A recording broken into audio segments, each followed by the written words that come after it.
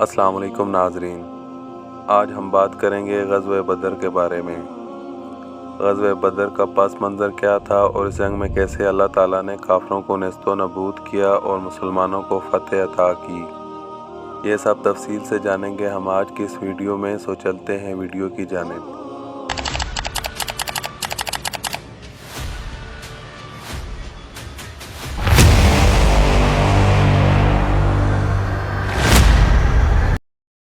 ناظرین، یہ وہ تاریخی میدان ہے جہاں پر آج سے لگ بھگ 1400 سال پہلے مسلمانوں کی تاریخ کی سب سے پہلی جنگ لڑی گئی۔ یہ میدان عرب کے دو مشہور شہر یعنی مکہ اور مدینہ کے بیچ میں موجود ہے۔ مسلم تاریخ کی اس پہلی جنگ کو ہسٹری میں جنگ بدر کا نام دیا جاتا ہے۔ اس جنگ کی گنتی دنیا کی ان جنگوں میں کی جاتی ہے جن جنگوں کی وجہ سے پوری دنیا کی تاریخ بدل گئی تھی، چونکہ اس جنگ سے پہلے عرب کے شہر مکہ میں رہنے والے لوگوں کو یہ محسوس ہوا کرتا تھا کہ ہمارے ہی شہر کا ایک انسان یعنی محمد نعوذ باللہ اپنا ایک نیا اور جھوٹا دین لے آیا ہے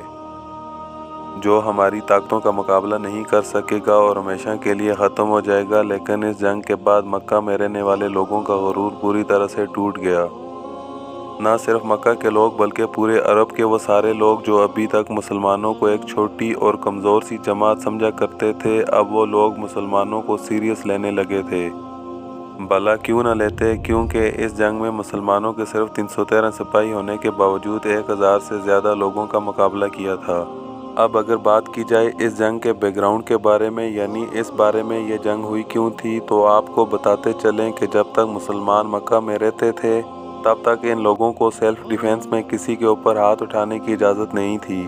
یہی وجہ تھی کہ مکہ شہر میں مسلمانوں کے اوپر بے انتہا ظلم و ستم ہونے کے باوجود بھی مسلمانوں کے آخری پیغمبر حضرت محمد صلی اللہ علیہ وسلم نے اپنے کسی بھی ماننے والے کو کسی کے اوپر بھی ہاتھ اٹھانے کی اجازت نہیں دی تھی۔ لیکن جب مکہ کے لوگوں نے مسلمانوں پر ظلم و ستم کرنے میں اپنی ساری حدیں پار کر دیں تو پھر اللہ کی طرف سے مسلمانوں کو مکہ سے مدینہ کی طرف ہجرت کرنے کا حکم دیا گیا، یعنی مسلمانوں کو یہ آرڈر دیا گیا کہ وہ مکہ سے مدینہ شہر میں شفٹ ہو جائیں، کیونکہ مدینہ شہر مسلمانوں کے لیے محفوظ تھا۔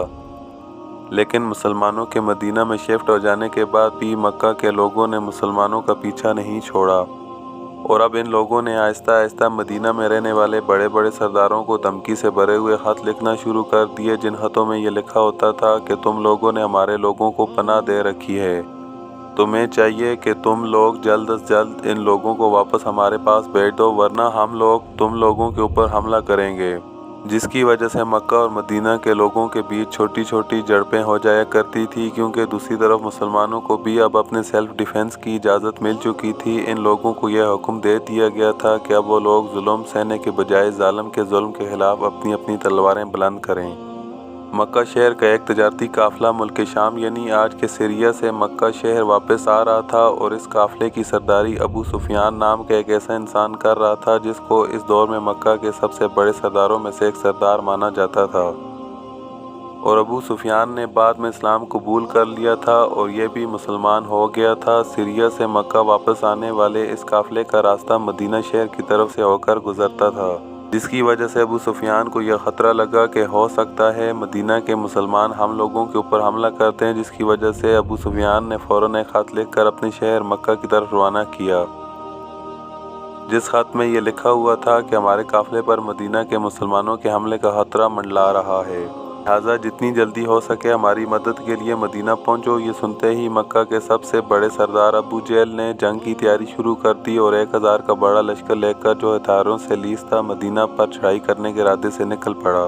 دوسری طرف جب اس بات کی خبر مدینہ کے مسلمانوں تک پہنچی تو پھر ان لوگوں نے بھی پیغمبر حضرت محمد صلی اللہ علیہ وسلم کے حکم پر جنگ کرنے کی تیاری شروع کر دی، لیکن مسلمانوں کے پاس 1000 فوج کے مقابلے میں صرف 313 سپاہی موجود تھے، اور جہاں ایک طرف مکہ والوں کی فوج ہتھیاروں سے لیس تھی تو وہیں دوسری طرف مسلمانوں کی پوری فوج کے پاس صرف 2 گھوڑے، 70 اونٹ اور چند تلواریں موجود تھیں۔ جس سپاہی کے پاس تلوار تھی اس کے پاس نیزہ نہیں تھا، اور جس کے پاس نیزہ تھا تو اس کے پاس تلوار نہیں تھی، اور کوئی سپاہی تو ایسے تھے جن کے پاس ان میں سے کوئی بھی چیز موجود نہیں تھی۔ تجارتی قافلے کے سردار ابو سفیان نے خط لکھ کر مکہ کے سردار یعنی ابو جہل سے مدد مانگی تھی۔ اب وہ ایک خفیہ راستے کے ذریعے سے اپنے پورے قافلے کے ساتھ مکہ واپس پہنچنے میں کامیاب ہو گیا تھا، اب اس نے ایک بار پھر سے ایک خط ابو جہل کی طرف روانہ کیا، جس خط میں اس نے لکھا کہ ہم پوری سلامتی کے ساتھ مکہ شہر واپس پہنچ چکے ہیں، لہٰذا اب تمہیں بھی چاہیے کہ تم اپنی پوری فوج لے کر واپس مکہ آ جاؤ۔ لیکن ابو جہل پر اب جنگ کا نشہ پوری طرح سوار تھا، کیونکہ وہ پہلے سے ہی مسلمانوں سے لڑنے کا بہانہ ڈھونڈ رہا تھا، اور یقیناً اب اس کو وہ موقع مل چکا تھا، جس کی وجہ سے اس نے اپنی پوری فوج کو یہ آرڈر دیا کہ اب ہم کسی بھی حالت میں مسلمانوں سے لڑے بغیر مکہ واپس نہیں جائیں گے، اور یقیناً ہم مسلمانوں کو ختم کر کے ہی دم لیں گے، جس کی وجہ سے اب ان دونوں فوجوں کا آمنا سامنا عرب کے اس مشہور میدان میں ہوا جو بدر پہاڑ کے سامنے موجود تھا۔ جہاں ایک طرف مسلمانوں کی چھوٹی سی فوج نے اپنا پڑاؤ بدر کے پہاڑی علاقے پر ڈالا، تو وہیں دوسری طرف مکہ کی فوج نے اپنا پڑاؤ ایک کھلے میدان میں ڈال دیا۔ جنگ سے صرف ایک رات پہلے پیغمبر حضرت محمد صلی اللہ علیہ وسلم نے اپنی پوری فوج کو آگ کے الاؤ جلانے کا حکم دیا۔ پہلے دور میں جنگ کے وقت عام طور پر 5 لوگوں کے لیے ایک الاؤ جلایا جاتا تھا، جبکہ پیغمبر حضرت محمد صلی اللہ علیہ وسلم نے اپنے ہر سپاہی کو ایک الگ الگ آگ کا الاؤ جلانے کا حکم دیا، اور یہ کام ایک خفیہ پلان کے تحت کیا گیا، کیونکہ مسلمان حد سے زیادہ کم ہونے کی وجہ سے اپنے آپ کو مکہ کے لوگوں کے سامنے اپنی اصل تعداد سے 5 گنا زیادہ دکھانا چاہتے تھے، اور یقیناً حضرت محمد صلی اللہ علیہ وسلم کا یہ پلان کامیاب ہوا، اور مکہ کے لوگوں کو یہ محسوس ہونے لگا کہ شاید مسلمانوں کی فوج بہت بڑی ہے۔ مورخین کے مطابق یہ پوری رات پیغمبر حضرت محمد صلی اللہ علیہ وسلم کی دعا کرتے ہوئے گزری تھی۔ اس پوری رات میں مسلمانوں کے آخری پیغمبر حضرت محمد صلی اللہ علیہ وسلم نے رو رو کر اللہ تعالیٰ سے دعا کی تھی۔ اگلے دن صبح ہوتے ہی جنگ کا اعلان کر دیا گیا، اور دونوں فوجیں آمنے سامنے ایک دوسرے پر وار کرنے کے لیے تیار ہو گئیں۔ عرب کے دستور کے مطابق سب سے پہلے یہ جنگ انفرادی طور پر شروع کی گئی، یعنی دونوں فوجوں میں سے صرف 3 لوگ ایک دوسرے کا مقابلہ کرنے کے لیے باہر آئے۔ جہاں ایک طرف مکہ والوں نے اس مقابلے کے لیے اپنے شہر کے سب سے مشہور اور طاقتور سرداروں کو بھیجا، تو وہیں دوسری طرف مسلمانوں کی طرف سے حضرت علی، حضرت حمزہ اور حضرت عبیدہ کو بھیجا گیا۔ اس مقابلے میں مسلمانوں نے بازی جیت لی، اور مسلمانوں کے 3 سپاہیوں نے ان تینوں کو قتل کر دیا۔ حضرت عبیدہ جو اس مقابلے میں حد سے زیادہ زخمی ہو گئے تھے، وہ زخموں کو برداشت نہ کر پانے کی وجہ سے بعد میں شہید ہو گئے تھے۔ لیکن اس انفرادی مقابلے کے ہار جانے کی وجہ سے جہاں ایک طرف مکہ والوں کا حوصلہ بالکل ٹوٹ گیا تھا، تو وہیں دوسری طرف مسلمانوں کا حوصلہ بہت زیادہ بڑھ چکا تھا،